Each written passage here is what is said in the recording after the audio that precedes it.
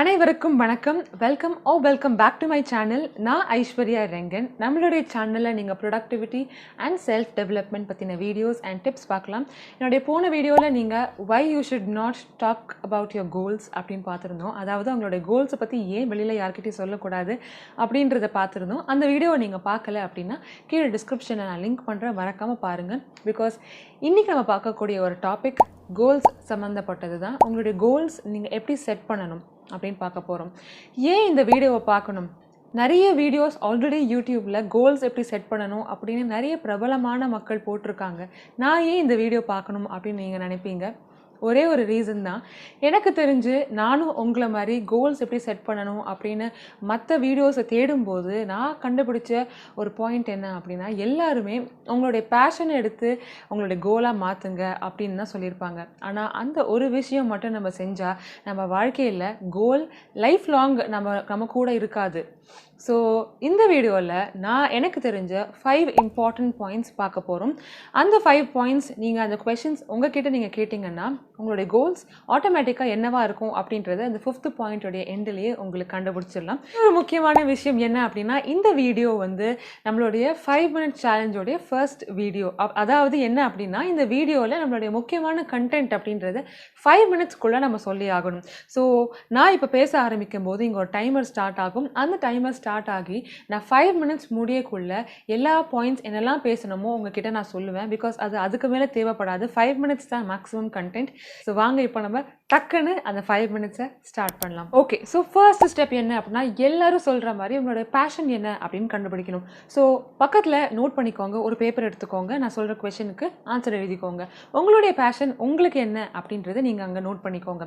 எனக்கு என் பேஷன் என்னன்னே தெரில அப்படின்னு சொல்கிற மக்களுக்கு ஒரு குட்டி டிப் என்னென்னா, நமக்கு வந்து சில விஷயங்கள் செய்யும் போது ரொம்ப சந்தோஷமாக இருக்கும். எவ்வளோ டயர்டாக இருந்தாலும் அந்த விஷயம் நம்ம செய்யும்போது நமக்கு வந்து கஷ்டமாகவே இருக்காது. ஃபார் எக்ஸாம்பிள், நிறைய பேருக்கு வந்து பார்த்திங்கன்னா குக் பண்ணும்போது சமைக்கும் போது ரொம்ப சந்தோஷமாக இருக்கும். அதை நம்ம சாப்பிட்டுட்டு நம்ம ரிசல்ட் சொல்லுவோம் இல்லையா, அப்போ அவங்களுக்கு ரொம்பவே சந்தோஷமாக இருக்கும். அதே மாதிரி சில பேருக்கு வந்து எழுத ரொம்ப பிடிக்கும். அந்த எழுதி முடிக்கும் போது ஒரு சந்தோஷம் வரும். அது ரொம்ப ரொம்ப ஹாப்பியாக ஃபீல் பண்ணுவாங்க. அந்த மாதிரி சில பேருக்கு எடிட்டிங் பிடிக்கும், சில பேருக்கு வரைய பிடிக்கும், சில பேருக்கு பெயிண்ட் பண்ண பிடிக்கும்.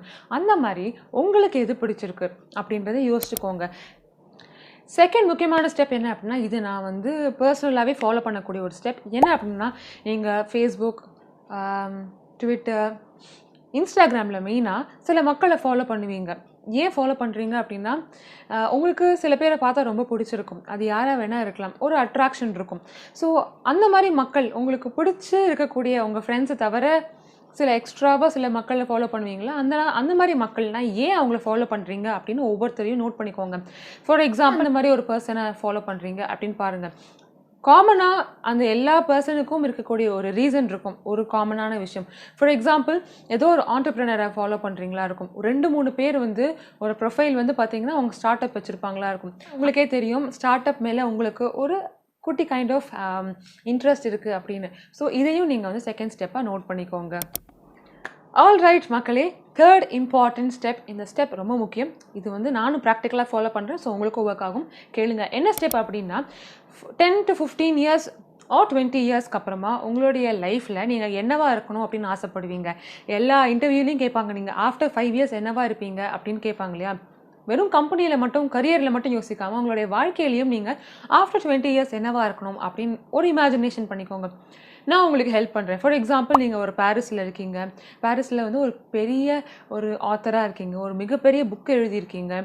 அதுவும் ரொம்ப சிம்பிளான பர்சன்லாம் கிடையாது. பெரிய பங்களாவில் இருக்கீங்க, ஃபேஷன் டிசைனர் க்ளோத்ஸ் தான் போடுவீங்க, பெரிய காரில் தான் போவீங்க, அந்த மாதிரி இருக்கீங்க. ஸோ இதுதான் உங்களோட இமேஜினேஷன். 20 இயர்ஸ்க்கு அப்புறம் உங்கள் வாழ்க்கை லைஃப் ஸ்டைல் இப்படி தான் இருக்க போகுது அப்படின்னா, இதுக்கு நீங்கள் இப்போ என்ன செய்யணும் அப்படின்ற ஒவ்வொரு விஷயமும் உங்களுடைய கோலாக மாறும். ஸோ இந்த குட்டி குட்டி ஸ்டெப்ஸ் எல்லாமே உங்களுக்கு கோல். என்ன, ஃபஸ்ட்டு நீங்கள் பெரிய ஆத்தராக ஆகணும் அப்படின்னா அதுக்கு என்ன, ஃபஸ்ட்டு எழுத ஆரம்பிக்கணும்.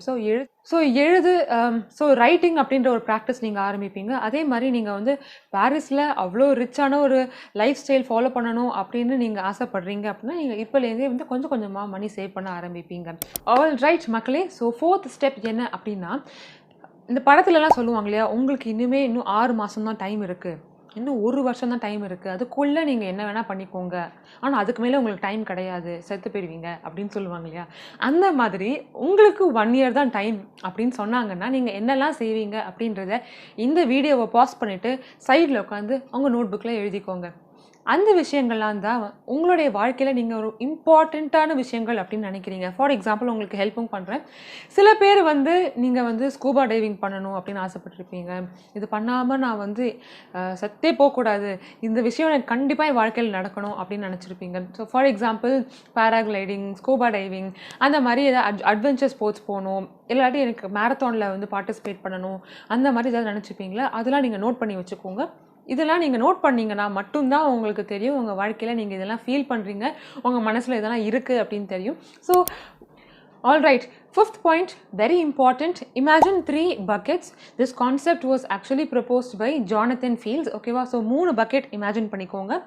ஃபஸ்ட்டு பக்கெட் அப்படின்றது உங்களுடைய ஹெல்த், உங்களுடைய ஃபிசிக்கல் அண்ட் மென்டல் ஹெல்த். அதில் ஏதாவது ஒன்று கம்மியாக இருக்கா அப்படின்னு பார்த்துக்கோங்க.